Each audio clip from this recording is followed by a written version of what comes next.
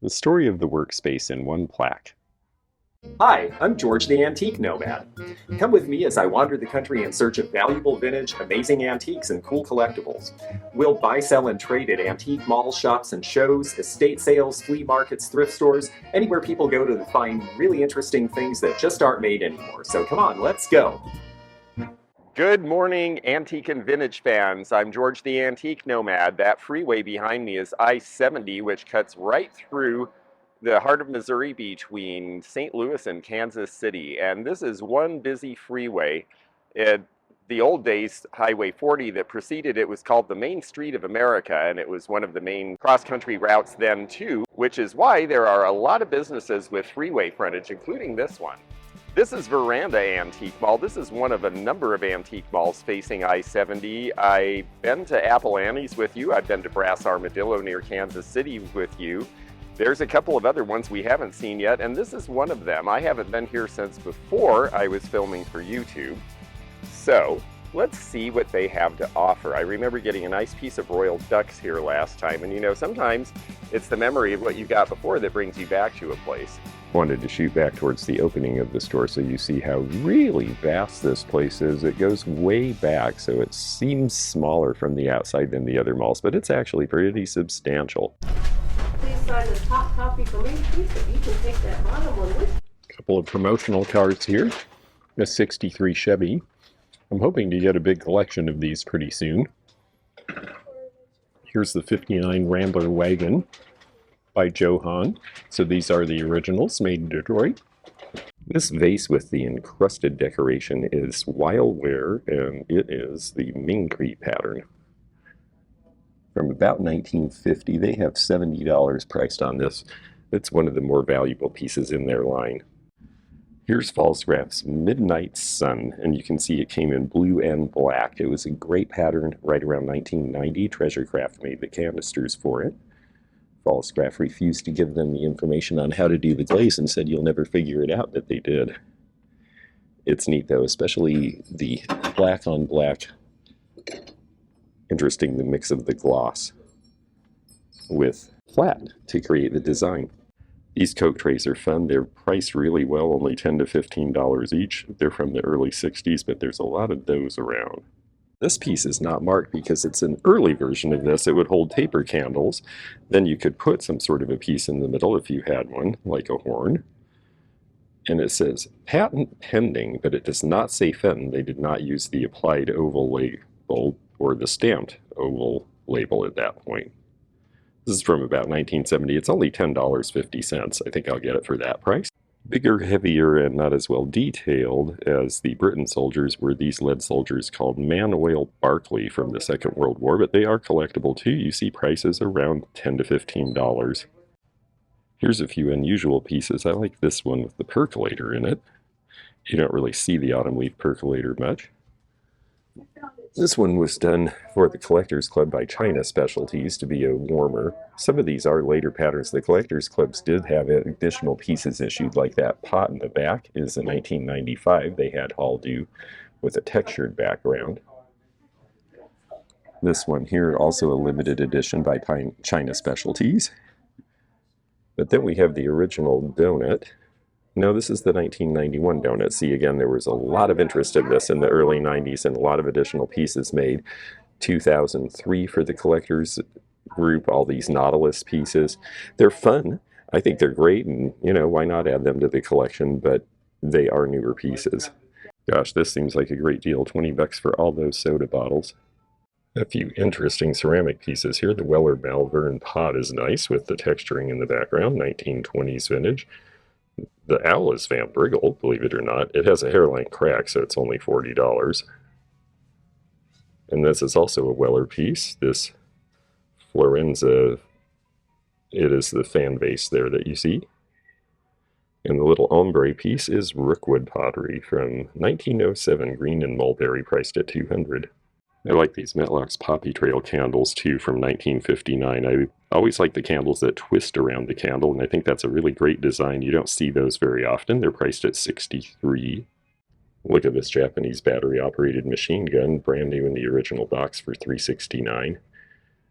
Old battery-operated toys in good condition like this generally do cost that kind of range. This one's the X15 transporter from Western Germany in front here, and that one's priced at $285. It has its original box also.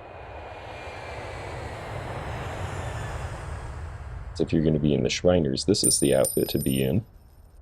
Everything out of this antique apothecary lab that you see here is $320. That is a fun collection. You know, that would be fun to buy just the way it is. And with that many pieces, that's a pretty reasonable price. There's even an apothecary jar in the back. Everything you see on this shelf. So this guy gets really interesting stuff, and I have to say I think he's pricing it really fairly for what he's got. Neat Zuni belt buckle in the middle of the back of that little piece of carpet there. An old agate mortar and pestle. And then a really cool lab stand with the burner that's rather primitive looking, and antique microscope and box. Now when they say primitive, basically what they're saying, it was put together by hand by someone. So not done in a factory. The swirled green milk pail in the back is $159 because those are a lot harder to find. The one in the front, which is the small version, small also is hard to find. It's priced at $80, so color matters. By Moses cough drops, $67.95 from about $18.90. I like the frosty door push that was never used. That is new old stock, $159. And this Sprite Boy bottle opener, the one with the plastic surround, is $85. Another really neat chrysolite, they refer to it as chrysolite, this berry basket with the green swirl, $89.95. Menon's talcum powder from way back when with the baby, a very squat little baby on the left, that's $18.90 or so. The one on the right, J-Bra with the shaving powder, is about $19.20. Why does Fiesta Ware keep on going? Well, because it matches a whole lot of stuff from a whole lot of other eras, including Blendo glass and aluminum ware. This poor sweet lady on the Victorian tin for $2.99 has to live with the Magic Monster until that sells. Transformable face, $49, original box works. That actually seems like that will sell before the tin. And then she's got a Kachina dancing behind her for $159. And now we're going to land on this interesting mid-century set by Owosso. It's not exactly the color tone that a lot of modernists are doing because it's more of a maple, but it definitely has a modern design. And when we sit back, you see that it looks at home in the middle of this setting. Only $89 on the end tables, and the coffee table with the drawer is priced at $189. This is a Bauer piece, one of the last that they made. It says $39. I'm almost sure it's Bauer. We'll take it out and see if we can read the bottom. Yes, there it is. And the fact that it has the original candle holder, this would have been made around 1962, which is the year Bauer ceased operations.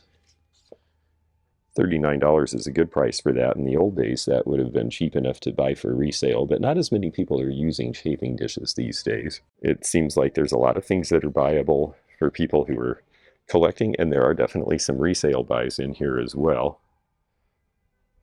The quilts, well, we're in quilt country, so not as cheap. Around $125 to $135 on most of these. This is a Nystrom globe, made in Chicago back around 1980. It's got a lot of texturing. It's $42. It has some age. You can tell around 1980 because you still have Germany split. Russia's still the USSR, but Vietnam is reunited. Now they've got a bunch of interesting pottery here, or at least things we see that would be good for some of you folks to know about because you're going to find them. These are not marked. These are early McCoy in the Onyx ware. This is the brown. They did green and blue as well. $36 is about the right retail on that, but you will sometimes see these for almost nothing at garage sales because people don't realize that they're old. They are 100 years old. Van Briggle here with the nice glazes, and some of the little Van Briggle pieces, that's the only logo you're going to see. It's not going to necessarily see Van Briggle, so you have to recognize the Anna Van Briggle mark on that one. This is an earlier piece. It's been drilled to make into a lamp, which is a problem, unfortunately. It's $60. It's the Luelsa cherries, and if it hadn't been drilled for a lamp base, it would be double the price of $60 they have on it now. We have pattern glass fans in the market again, and this is an interesting set here. This beverage set is The lemonade pitcher with glasses for only $55. It's got some carnival iridescence on it, and it's a very clear daisy pattern. It's not a pattern that we see actually that often, surprisingly enough, or at least I don't where I travel, so $55 seems like a good price for the whole set from about 1900. And then this is cute, $49 for these pieces here. These are Universal Cambridge out of Ohio, 1930s, with their sort of stylized Art Deco crocus pattern. I like these. These would have originally come out of probably some sort of a built-in in an old house around a room divider or fireplace. They were removed and now they have been ebonized and hooked so that you could use them as some sort of a hanging room divider. And there are 3 of them priced at $2.95. I would say the original leaded glass is from about 1920. This one's a little better than you usually see. A lot of them say hardware companies because hardware stores were the general stores in a lot of small towns for a long time. Even when I was a kid in Silverdale, Washington, at that time Silverdale had about 1,000 people, and the hardware store was where you went to buy things like electric clocks. Size does not always make a difference where tins are concerned. It's more about condition and scarcity. So these are really cool looking, but you have prices as low as $15 on some of them. I have one of these in pink, and I'm having trouble selling it because they came as pairs to go on either side of a 1930s dresser. And I have a pink one, and I only have a single. These are $65 for the pair. I'm asking $35 for my single. Those are all the right prices, but people do seem to still want them in pairs. Some really neat tramp art in here, too. The lamp on the left is nice in a basic way.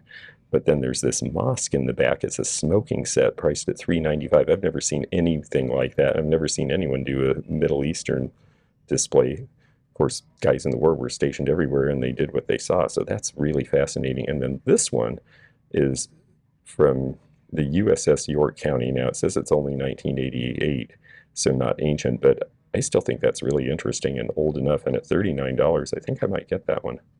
Some interesting militaria here. The Stars and Stripes. This is the complete file of all of the Stars and Stripes, the original 71 issues from the 1918 to 19 period. I'm sure it's fragile, that's why they have it crated. That's a wonderful set for $180. $120 for these World War I officers' riding boots. Those are really neat. My great-grandfather was a cavalryman then. Kitchen queens were mostly out of style by the late 1930s because people had built-in cabinetry and all-steel kitchens were becoming a thing. This, however, is a late exception. This is from about 1935, and it's priced at $275. It's been repainted. It doesn't really have a kitchen queen surface, so I guess it would really just be more of a cabinet for holding and displaying, but it's cute. I have a bunch of this Thermo-Ware that came from a friend of mine to sell. This is 1960s era stuff. It was a great idea because it's insulated, so it wouldn't sweat, and you've got these great colors. They are either colored burlap or it's this sort of a weave inside against a plastic color. $49 for the ice bucket. The pitcher, unfortunately, has a crack. If it didn't have a crack, $59 for the rest of the set is probably about right. What a great color. This sparkly gold lame, but in an orange cased Murano bowl. $49 is probably retail on that these days. There is a milk glass plate probably made by the Westmoreland Company around 1900. And this is lionizing one of the leaders of the Spanish-American War, Admiral Sampson. A peach glass mirror, 1930s. We see some cobalt glass. We see very little in the peach. I love it. I think it's just great. You can see the color a little better there, and when the light isn't so strong on it, it actually shows well. This is only $50. If they give a dealer discount, I would be tempted by this because the modernist and deco collectors do like it, but it's a little rough at the corner there. The red spot, by the way, tells you that the item has been unplugged for some period of time and that you need to reset the time. I don't sell a lot in Kansas, or I would be tempted to get this bank just because it's a neat shape. These cork dioramas are starting to be a thing, and you notice this one's priced at $44 in the unusual modernist designed sort of fishbowl shape from about 1960 Japan. Framing up interesting old engravings and maps and advertisements and selling them has been a thing I've seen in this business since, gosh, a friend of mine worked at a map and art store back right out of college, so it's been going on for a while, and people do like to collect them. They seem like they sell for $10 to $20, but so many people have done it that there's not a lot of scarcity to this. So if you come into a big collection of this, don't pay a lot for it if you're buying for resale, because it'll take you a while to go through all of this. I think this is pretty contemporary, but boy, this guy's having a bad day. This is a knife holder. How ghoulish. That's just so creepy for $19, I have to admit. It's eye-catching. Formica tables, even the most basic gray ones, are really, really in demand now. They're just not coming out of the States anymore. This one's priced at $179. It's in good shape, and it would open to a decent wide size. If you're not already a subscriber, please do go ahead and click that button to subscribe. It does not cost you anything. It's not a membership. You don't have to pay anything at all, but it does let you click the bell to be notified of future videos. Naturally, I'm just coming from the Northwest, and here's this really cool and mechanical, which is something I have not seen before, Northwest ethnographic mask. $6.75. I'd like to take it down and see who the artist is. Strangely enough, I do not see a signature, and that makes me a little bit concerned. Not so much about its authenticity, which is not really a question, but how would you evaluate it and value it? Here is an old fiberglass shade on a really cool metal base. These metal bases like this are things that we saw in the 1970s and 80s, made of chrome wire. This is $85. I've got to say, I'm almost tempted to take this to Florida. I think it would sell for more there. So the cord is older, as you can see here. I should plug into a surge protector, but it looks like a good cord, so I'm not going to worry too much. And here we go. There we are. That's what it looks like lit. And I think I'll take it. Well, we had a good run with desks during the time when people needed to be at home, and everyone who needed one, I guess, got one, because now we're seeing prices cheap again. This one's only $129. It's 1950s solid American oak. And the kitchen cart, which has the electrical box on the side in the back there by that Navy uniform, you might be able to see it there. It needs some cleaning, but it's only $39. That's a good price for one of those with the red color. If I had room, I'd be tempted. I have a bunch of Treasure Craft horses missing their cowboy. And here he is. So we are going to reunite a pair, as long as I don't see any chips or breaks on this. Oh, a little bit on the back of the hat. I think that's just a little bit of a loss of the... Yeah, I see it's come off on the front too. That's something that can be easily restored acceptably. So I think I'm going to take him. And right behind Mr. Cowboy was this very pretty spelter lady from France with the big hair comb. Art Nouveau. She's priced at $95. Latte. Very nicely done, and really a pretty good price for her too. I don't think there's enough money for me to buy to resell, but there is that's definitely below retail on her.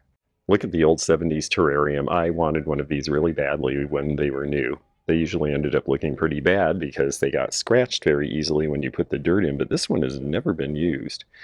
And that is why it is priced at $275, and I suspect that from the right person you could get that, because you could make some really amazing displays out of that. I like these. This is an outfit out of Connecticut called enamelware. Made in Bridgeport, Connecticut, $40 for the set of mugs. This is not the company you usually see with the 50s, 60s era aluminum ware, and the mugs are not a very common set, so that seems like a pretty good price. Mary Hadley or Louisville stoneware. These are Mary Hadley. Sweets to the Sweet. It is a little honey pot with the bees on it. $28 for that. And then this one is cinnamon sugar. Sounds good. $20 on that one. Mary Hadley recently closed, so I am looking for pieces of hers. Here's an interesting picture. This is called an Ade-O-Matic. And what it is a pitcher that has the juicer right in it. So you just squeeze. Let me get this in a better light where you can see it better. You squeeze on here. It's got a spring in it so that it can move back and forth. And then when you have everything squeezed down to the juice, then you just leave it on and you pour it out of here. A great design and an interesting piece of kitchenware from about 1930, and it is priced at $100. And the maker label was printed upside down, but it says genuine Coors Ade porcelain. So this is Coors pottery of Colorado. Cute little 1930s plaid Japanese set with the 3 oval canisters and the cream and sugar for $29. And then on this side, this is a German set, or part of a set, of the spice canisters for $45. Ginny ran for president. She hasn't made it yet, but maybe someday. Here is a carnival glass pitcher with the blue willow pattern done in brown willow. Interesting combination of effects. This is from about 1960 and it's $10. Well, this string holder is cute. It's 1942 Universal statuary, I believe, and she kind of looks like Rosie the Riveter with her little hair bow. The artist is H. Bellow, Universal Statuary Company. Universal did a lot of the ceramic figures in the 70s and 80s. She's priced at $89. Now this mid-century floor lamp, which is also cool on this high base with the fiberglass shade, is priced at $130.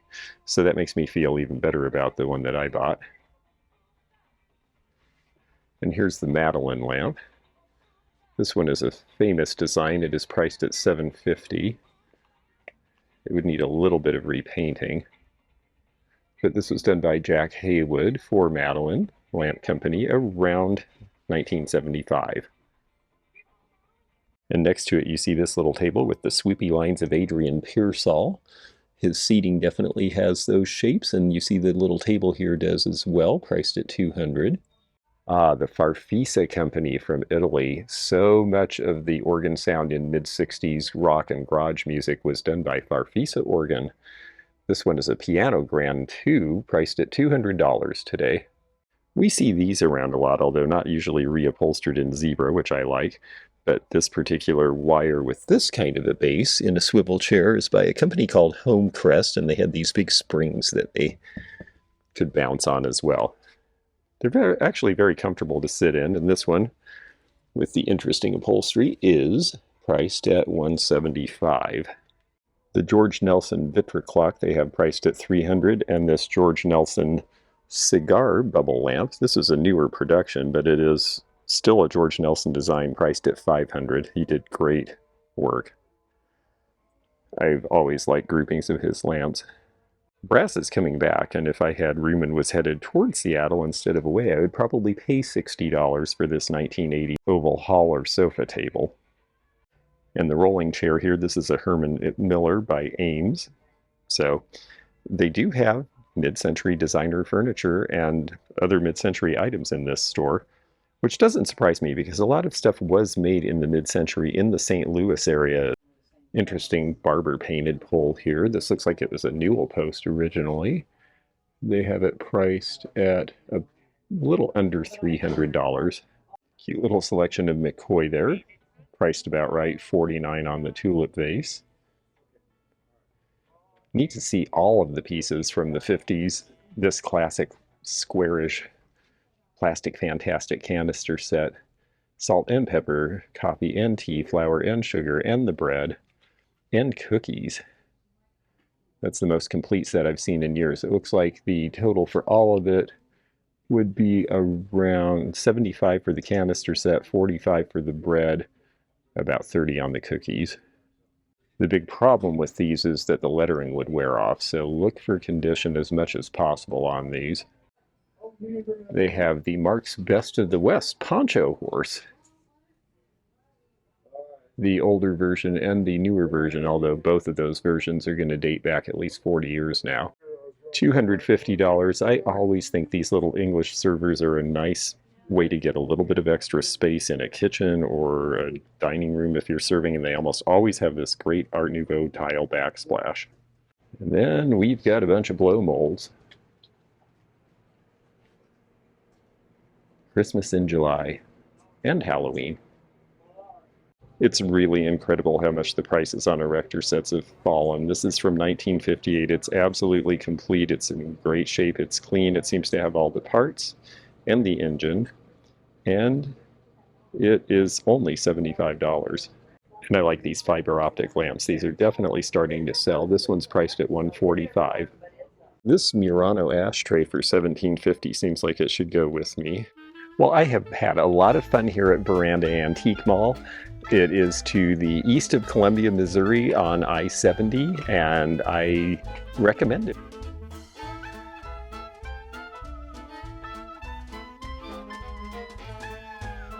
In the meantime, I'm George the Antique Nomad. Thank you so much for being with me here. Please check me out on the social media and links you see in the description, and we will venture off to somewhere else again soon. Bye for now. Thanks for joining me again in the fun and fascinating antique community here where online meets the real world. Please click the subscribe button below, click the bell to be notified when new videos upload, leave a comment below, and hit thumbs up to like this video. Links to our online social media and our items for sale are in the description. This is George at the Antique Nomad. Bye for now.